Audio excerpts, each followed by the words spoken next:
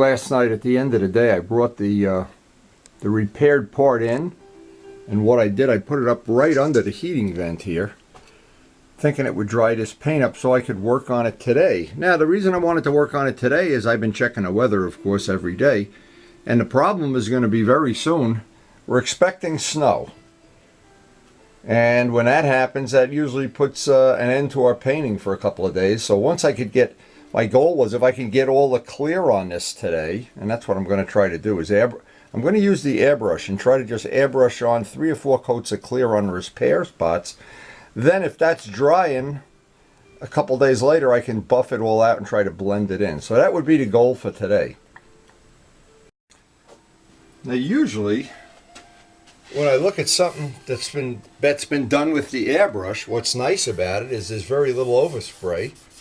And so the repair on this looks extremely good. This came out nice. I may as well just leave the tape on since I only want to get clear here. I want to get some clear here and on this area here. And then I see there is a little rough overspray there, but what it's going to allow me to do, hopefully, if I get enough clear on there, I can buff it out 2 days from now. So I'm going to try to beat the snowstorm. And because I get up early and I rush, that usually means it won't snow.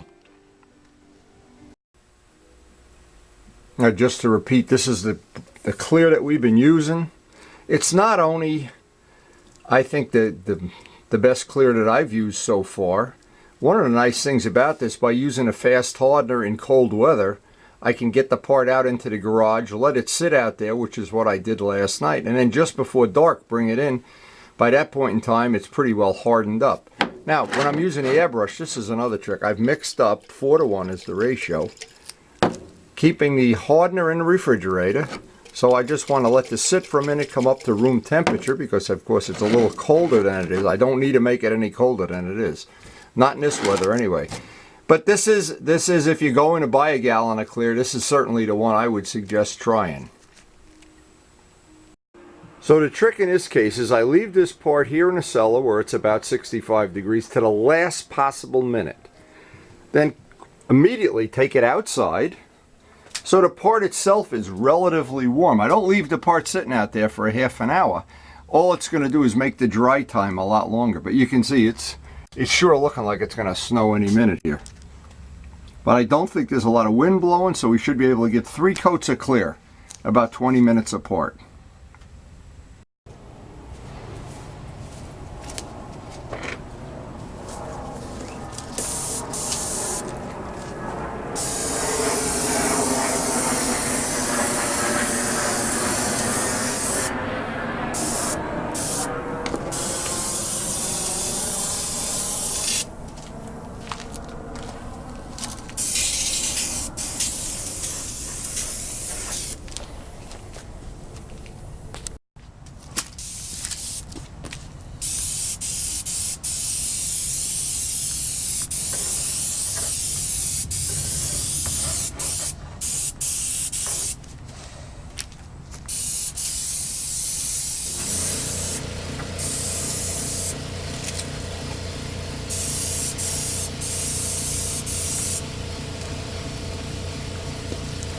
Now the trick is going to be, this is going to sit 20 minutes between coats. I want to do that 3 separate times and hopefully get the 3rd one done and get it in the garage before it snows. And one of the things I always do, a half hour or so after I get the 3rd coat on, I just want to take a look, make sure everything's drying up the way I want. And it's really, I looked at the thermometer, it's 22 degrees out here, so all this stuff that I heard years ago, oh, you can't paint if it's less than 60 degrees or 50 degrees or something. Well, it's going to snow in about 2 minutes, so I'm not sure that's totally true. But obviously, if you have a choice, get your friend with the body shop to let you use his and make him turn the heat on. It's cold out here. So basically, that's going to sit out there. No matter what happens with the weather, we still have to watch the baby today, among other things, and it's nice to know no matter what happens with the weather now, we're good to go here.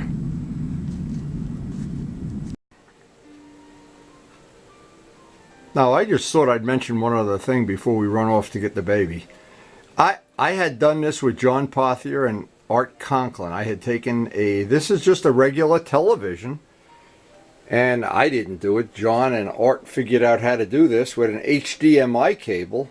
And what it allows me to do is, while I'm watching videos here in the shop, sometimes I'm just looking in a mirror, and I can put some MotoGP on or whatever I want to watch. And also when I'm working on a computer, see, these are where my glasses used to be. I don't even wear my glasses anymore when I'm up here. This has just been a great thing now. The reason I say this, almost everybody that bought a big screen TV has one of these left over. There's always an extra TV left over when you're done. In fact, in the shop here, I have one over there where I edit video too, where I just edit the discs. But here's the thing, on a computer, this really makes working on a computer a lot more fun. I just thought I'd pass that little tip on. And in my case, what's great is I already had the TV. It looks like we made a great decision getting up early this morning to do Mark's stuff. Because Mark's stuff is, we would not be able to paint now, of course, while it's snowing. It's starting to snow, no idea how much snow we're going to get, doesn't matter. The parts are done, they're drying, and we'll get to do some buffing in a day or two. Always good to get up early. The early worm gets the bird. It didn't take long today, and Rutherford has turned into a winter wonderland. Glad we got that stuff sprayed this morning. Now, while we're waiting for Mark's parts to dry, one of the things I wanted to try to share with this video, something I learned about polishing up these pipes.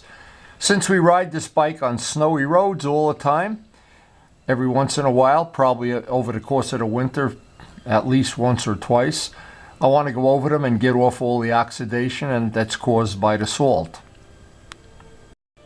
Now, what happens to polished aluminum parts, they get this coating. It looks like fuzz from sitting out in a damp garage. Of course, if you have a heated garage, this never happens.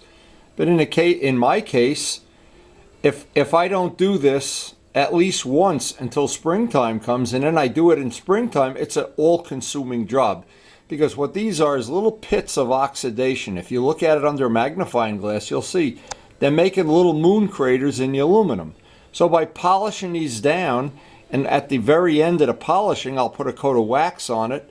I hope that I won't have to do it again till springtime. But you can see that it's a very, a prolific thing on polished aluminum and on titanium both.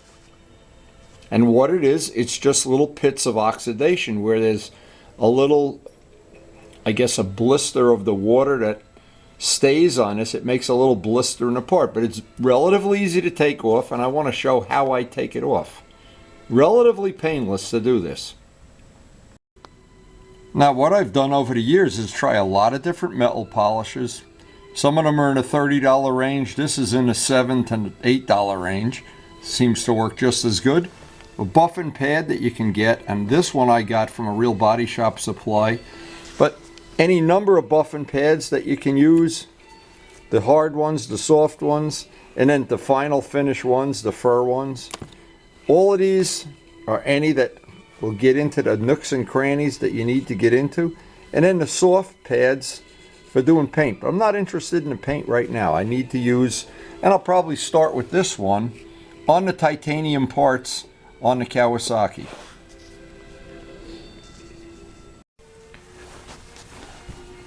Now, the nice thing about the Blue Magic polish, you don't really need a ton of it.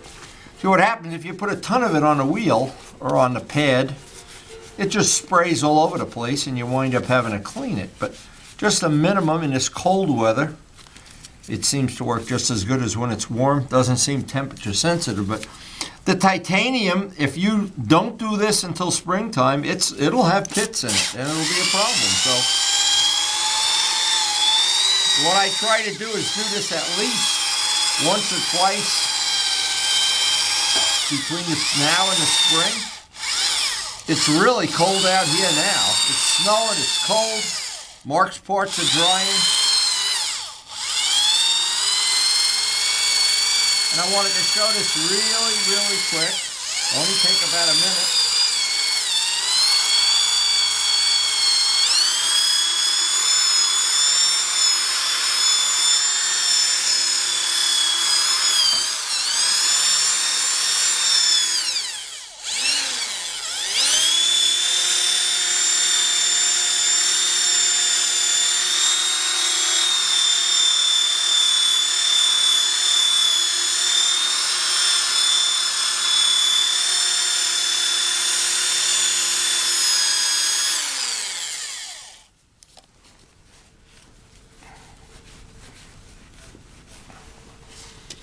Now, if I can take this and show it up close, you can see the one that I've done. No pitting at all. This one's still pretty well pitted.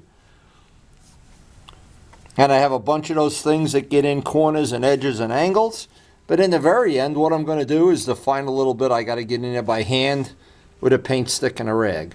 But just keep cleaning that titanium up. Saved me a lot of work this spring when those pit holes would be a lot bigger. Now, just by spending 10 or 15 minutes now, it'll save my spring cleanup. Having to clean this when it really gets pitted. And remember, this bike gets ridden, got just under 20,000 miles now. A lot of it is on winter, salty, wet roads. And things take a beating, but we try to keep up with them. And especially the titanium. Once it's polished, to keep it polished, very, very little work once you get the initial polishing done. And I think that's just, to me, that's a focal point of this bike. That's one of the reasons I like. It's a little bit different looking of a bike, but that exhaust system is one of the, I think, one of the focal points of the bike. And on this bike, we've done a lot of little painting of parts and little detailing and polishing. And I still think it's just a wonderful bike to ride. Now, if you go back over the many videos that are out there on YouTube, one of the ones that has the most hits is the one that we actually polished this engine on, and I know that one is still out there, but I want to do one little spot on this.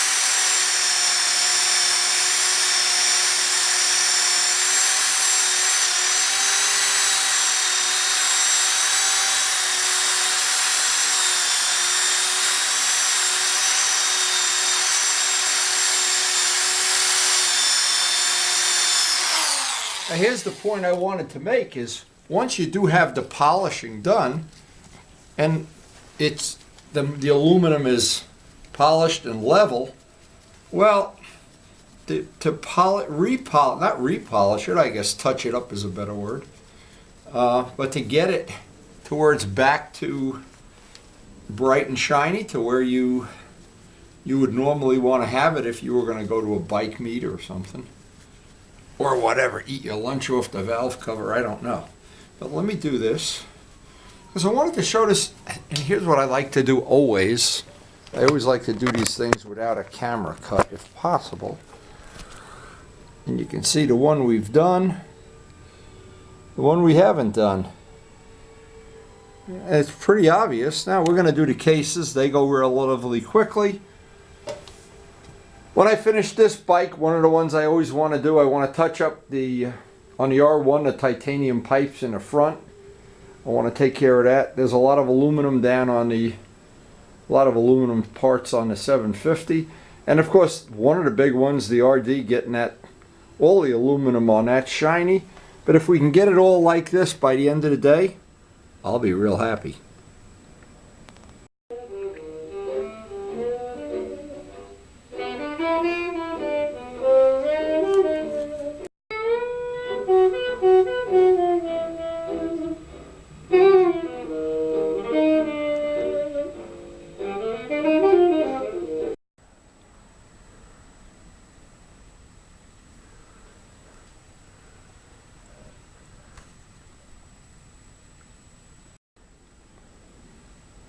Well, we really got a lot done today for a snowy day. And as I look outside, it doesn't look like it was as much as they predicted, but we still have to spend a half hour or so cleaning up our sidewalks and things. But And we got to bring Mark's parts in at the end of the day. And his stuff will be ready to buff out tomorrow.